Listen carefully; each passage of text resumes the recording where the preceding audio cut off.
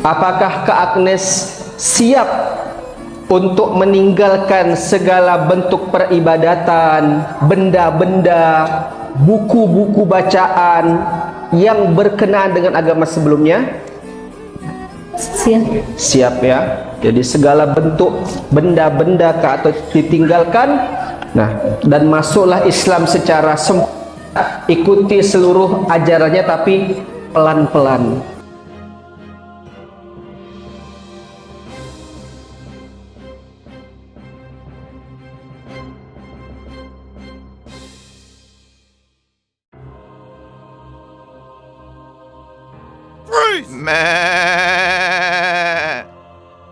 Apakah Kak Agnes siap untuk meninggalkan segala bentuk peribadatan, benda-benda, buku-buku bacaan yang berkenaan dengan agama sebelumnya? Siap. Siap ya. Jadi segala bentuk benda-benda atau ditinggalkan. Nah, dan masuklah Islam secara sempurna. Ikuti seluruh ajarannya tapi pelan-pelan. Dalam artian di sini tidak mesti hari ini pun harus bisa sholat, hari ini harus hafal Quran, hafal Al-Fatihah, tidak.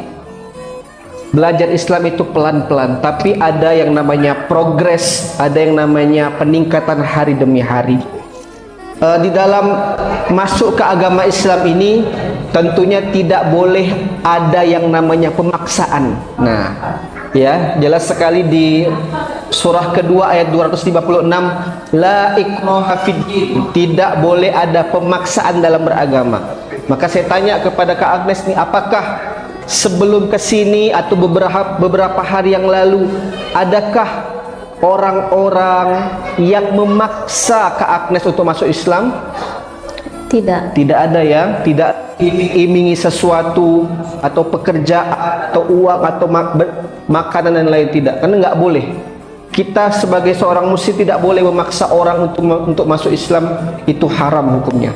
Nah, kemudian selanjutnya apabila Kak Agnes ingin mempelajari Islam lebih dalam, maka lihatlah kitab sucinya, bukan lihat orangnya.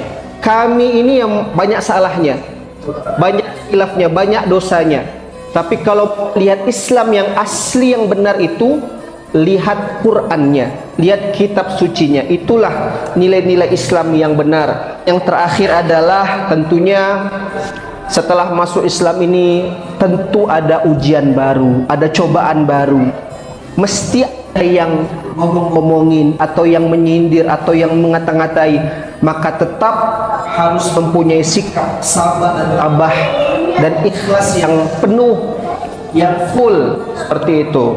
Ingatlah bahwa sesungguhnya Allah Subhanahu wa taala, Tuhan yang Maha Esa itu membersamai kita di seluruh kegiatan kita, di seluruh aktivitas kita, insyaallah. Baiklah, begitu nasihat yang ingin kami sampaikan. Bismillahirrahmanirrahim.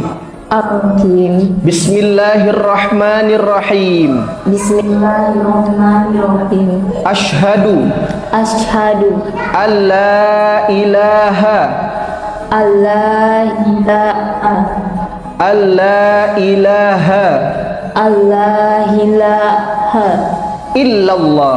illallah wa asyhadu anna Muhammadan abduhu wa rasuluh.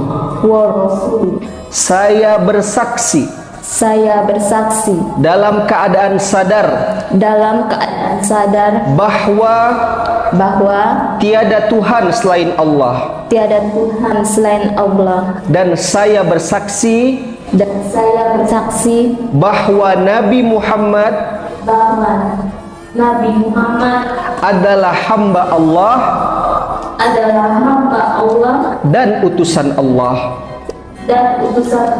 Takbir.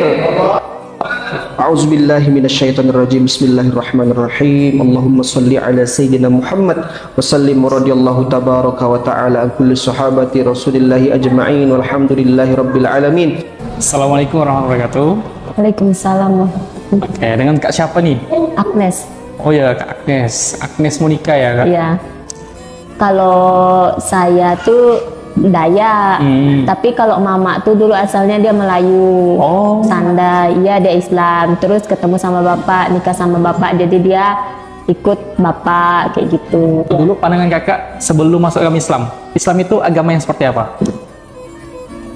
Kalau dulu sih ya kalau dari saya pribadi gitu enggak pernah sih memandang agama Islam tuh kayak radikal atau keras, cuman kan karena biasa dengar berita-berita gitu, dia selalu maaf ngomong dia apa tuh kalau misalkan sama yang berbeda gitu, dia kayak rasis gitu gimana gitu. Tapi kalau dari saya pribadi menanggapinya enggak gimana-gimana gitu, karena kalau menurut saya yang kayak gitu tuh oknum-oknumnya gitu. Lalu untuk pertama kali kakak tertarik untuk lebih dekat dengan Islam, itu kapan? Sebenarnya sih kalau dibilang sih kayaknya dari dulu dari sekolah, tapi sebenarnya dari sekolah tuh cuma iseng-iseng ya ngomongnya nanti mau masuk Islam lah gitu sama kawan-kawan yang lain kayak gitu sih. Tapi ternyata jadi masuk Islam beneran. Ya.